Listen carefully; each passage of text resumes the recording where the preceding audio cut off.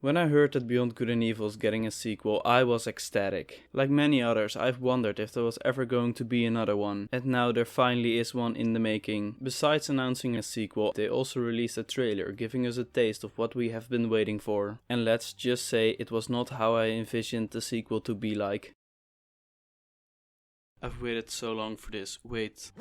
What is this? A cussing monkey, flying motorbikes, and a not accurate representation of Earth and nearby celestial bodies? Very confused by this trailer, I did some research and found out that this is in fact not a sequel to the Beyond Good and Evil written by Friedrich Nietzsche, but to the 2003 video game. Maybe the fact that this is a game and not a book and that Nietzsche has been dead for almost 120 years should have tipped me off. But it didn't. I really hoped he would be brought back to life as a hologram like Tupac, and that he would use video games as a new and interesting way to present his ideology. With that way too obvious joke out of the way, let's totally accurate recap Beyond Good and Evil the game. This is Helios, a planet besieged by the Doms, a hostile alien race. Luckily the Alpha Sector, an interplanetary mercenary group, protects the aliens. I guess the Beta Sector was too scared. This is Jade, whose yoga session gets rudely interrupted by a Dom's attack. She tries to activate the shield that protects the orphanage she and her uncle Pey'j run. Alas, they have no money in the bank, so no shield. Who would have thought that doing yoga all day isn't the best way to make money? The Doms land and try to kidnap the orphans. Jade doesn't like this and beats them up with a stick. Oh no, she gets captured by a Dom spirit eater. But have no fear, Pig Uncle Pey'j is here. He frees Jade, gives her a better stick, and together they beat up the spirit eater. Then a news reporter arrives to interview Jade. This is the HTV News. I'm here with Jade, who killed the Doms attacking the lighthouse. So Jade, our stick's the new meta for fighting aliens. Jade doesn't want to reveal her secrets to the media, so she dodges the question by freezing up and blacking out.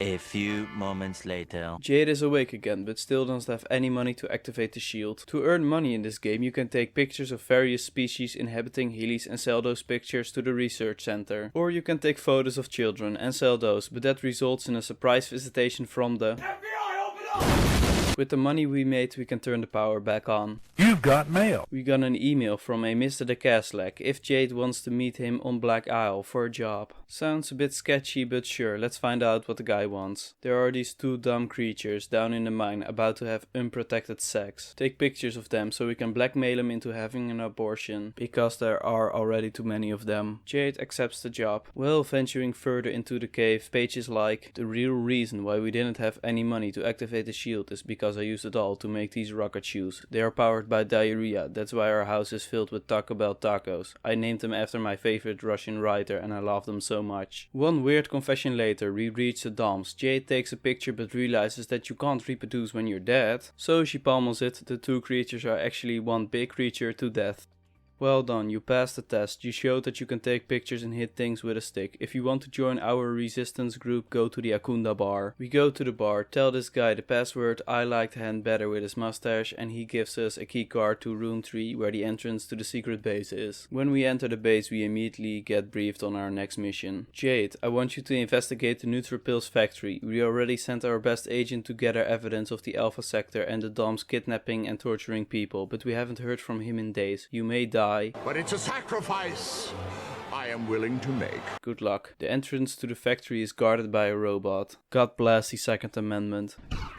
The factory is much worse than we thought. Besides someone getting tortured in here, it's also a very unsafe work environment and there are so many health code violations. Isn't that the missing agent Double H? Jade takes a picture to show the world what the Alpha Sector and the Doms are up to, but also to make a very funny meme. Once rescued, Double H does the most heroic thing ever. He rams to the steel bars and falls down into the sewers, saving us from having to play a sewer level that's mandatory in every game. Torturing one person is just a happenstance. We need more proof to show that this is enemy action. Jade and Pey'j take the elevator to go deeper into the factory. Jade, I want you to have the CD. I swear to God, if this is one of your mixtapes again, it doesn't matter how fire it is, I will throw it in one. Jade goes to scout ahead. When she's in the vent, she hears the sound of pork getting tenderized. Oh no, the Alpha Sector got Pey'j. They put him in a box and transport him away. We find this totally not relevant to the story, but will hardlock your game if you don't take them shoes in a locker and bring them with us. After some sneaking around, we meet up with Double H and see that the Alpha Sector are are indeed the bad guys. Not taking care of your skin is a dead giveaway. Some kicking bad guys in the back later, we reach the loading dock where we see Pey'j getting transported to the slaughterhouse. We immediately return to the Iris headquarters to tell them what we found and definitely didn't stand around waiting for our doms to spot us, resulting in a boss fight. That would mess up the sneaky, stealthy espionage journalism we are going for. On our way to the hovercraft, pey'j collapses. He is suffering from dom spores. His suit buys him just enough time to get to Iris. Jade is contacted by a demonic entity wanting to make a deal, her life to save pey'j's. Jade politely declines because it's not necessary anymore. Hen uses his last dose of essential oils to save the agent. While pey'j is recovering, we go over the plan to infiltrate the slaughterhouse to gather more evidence and to look for Pey'j. The only way into the slaughterhouse is through a secret entrance hidden along a racetrack. So we go to the race and halfway through the first lap we do a casual 180 to enter the slaughterhouse. After sneaking around, taking pictures and spending more time on this section than I like to admit, we got enough evidence to make a report about the Alpha Sector kidnapping and torturing people to prove to everyone that they are the worst. Back at base we meet the PR advisor of Iris. She's like, if you want to start an uprising against the Alpha Sector, you need to go to their moon base and use their long range transmitter to broadcast your report because your social media has like no reach at all. Wild boar calling Iris. Wild boar calling Iris. Is that Pey'j? Apparently he's the leader of Iris. I'm in the moon base. Tell Jade to go to the lighthouse and activate the 2 hidden computers. It will unlock a secret room where my spaceship is. The lighthouse? Shit, we left the children unsupervised for several hours. The Doms kidnapped the orphans. This is not the light-hearted kind of funny vibe I was going for. So here's the hamster dance as a vibe palette cleanser so we can go back to the Beyond Good and Evil parody recap. Jade finds the terminals but doesn't know the passwords. Wait, we have Pey'j's shoes and oh my god, the passwords are written on the bottom, so they are relevant to the story. Wow, it's almost like that gun from that one Russian author. Now with the spaceship we can go to the moon base. Or not. We need a new motor to escape the gravitational pull of Heli's, but we don't have the balls to get it. If this game came out today, we could buy them in the in-game store with real money, but unfortunately we don't have that luxury. To get enough balls you have to do various activities like win races, take loot from looters, take photos of animals, break into a warehouse. Or if you don't feel like doing all of those things, you can go to the volcano, beat up some insects and have enough balls to last you a lifetime. With these balls we can finally buy the space engine and go to the moon. In the moon station we find Pey'j lying lifeless on the floor. Jade, that's not how you resuscitate someone. This is the saddest pig death I've ever seen, only to be surpassed by Ruben's death in Minecraft story mode. It's incredible. We just got an email from the chief. He's alive, Jade, alive. Wait, what? Apparently Jade has secret powers and can bring people back to life. Sure, let's just go to the transmitter room and broadcast the report and deal with this "you are a wizard" stuff later. The transmitter doesn't accept the report and is locking the system. Good thing that Jade is carrying around a literal Deus Ex Machina who solves this problem and streams the report to all the screens on Heli's. As you can see here, the Alpha Sector are stinky poo-poo heads.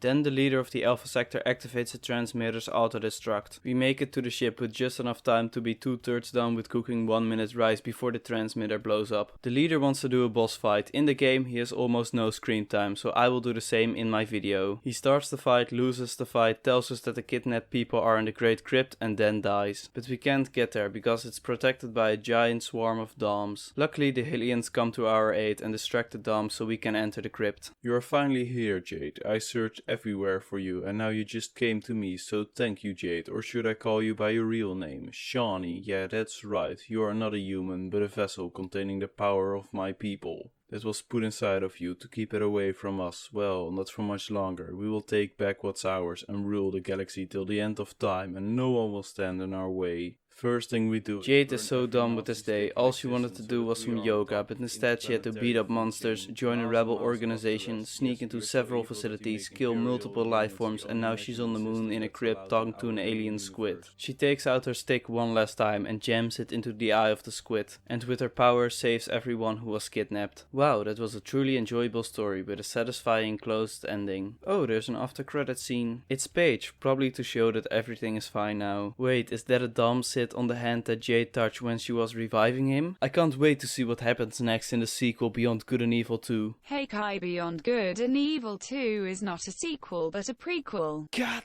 damn it! If you like this video, consider subscribing.